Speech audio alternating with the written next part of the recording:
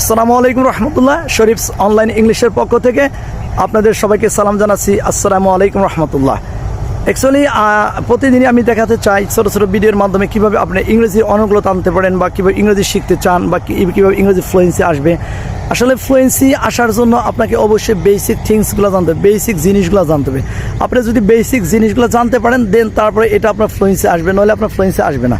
Fluency আসার জন্য basic বিষয়গুলো খুবই জরুরি। আর বেসিক বলতে আসলে কি জানি, প্রিয় ভিউয়ার্স, যারা ইংরেজি শিখতে চান, ইংরেজি শিখতে গিয়ে হতাশ হয়েছেন এবং অনেক দিন সময় নষ্ট করেছেন, ইংরেজি শিখতে পারেন নাই সঠিকভাবে, তাদের জন্য আমার একটা রিকোয়েস্ট হচ্ছে, আপনারা যদি ইংরেজি শিখতেছেন তাহলে প্রথমে কোন জায়গা থেকে শুরু করবেন। আমি বলবো প্রথমে বি ভার্ব থেকে শুরু করবেন। বি ভার্বের ব্যবহারটা সুন্দরভাবে আপনি জানতে পারলে মোটামুটি আপনি কমপক্ষে 40% ঊর্ধ্বে ইংরেজি শিখে যাবেন।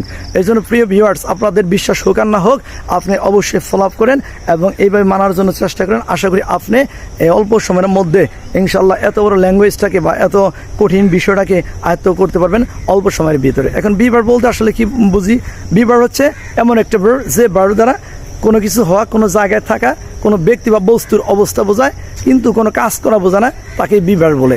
আসলে ইংরেজিতে বি ভার্ব মোট 8টি: am, is, was, were, be, been, being.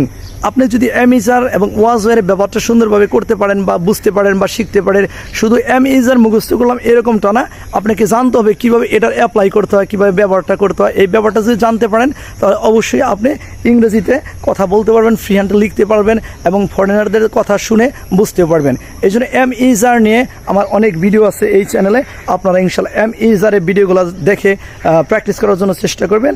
এরপরে আমি টাইম টু টাইমে দেখাবো যে আপনারা কীভাবে এই এম, ইজারের ব্যবহারটা বাস্তবে করতে পারেন। সেটারই ক্লাস নিয়ে ইনশাল্লাহ আমি আবার আগামী কিছুদিনের মধ্যে ইনশাল্লাহ আসবো। এই জন্য আমি বলবো, যারা ইংরেজি শিখতে চাচ্ছেন তারা অবশ্যই বি ভার্বটাকে খুবই যত্ন করে শিখবেন। এই বি ভার্বটা শিখতে পারলেই মোটামুটি আপনি 40% ইংরেজি শিখে শেষ করবেন আশা করি। তবে আজকে আর কথা বলবো না প্রিয় ভিউয়ার্স, আপনাদের উদ্দেশ্যে একটু পয়েন্ট ছিল, যারা ইংরেজি শিখতে ব্যর্থ হচ্ছেন, আমি যেভাবে বলতেছি আপনারা একবার হলেও একটু মানার জন্য চেষ্টা করেন, প্র্যাকটিস করার জন্য চেষ্টা করেন। আশা করি ইনশাল্লাহ অবশ্যই ফলপ্রসূ হবেন। Thank you so much for watching my video. আসসালামু আলাইকুম ওয়া রাহমাতুল্লাহি ওয়া বারাকাতুহু।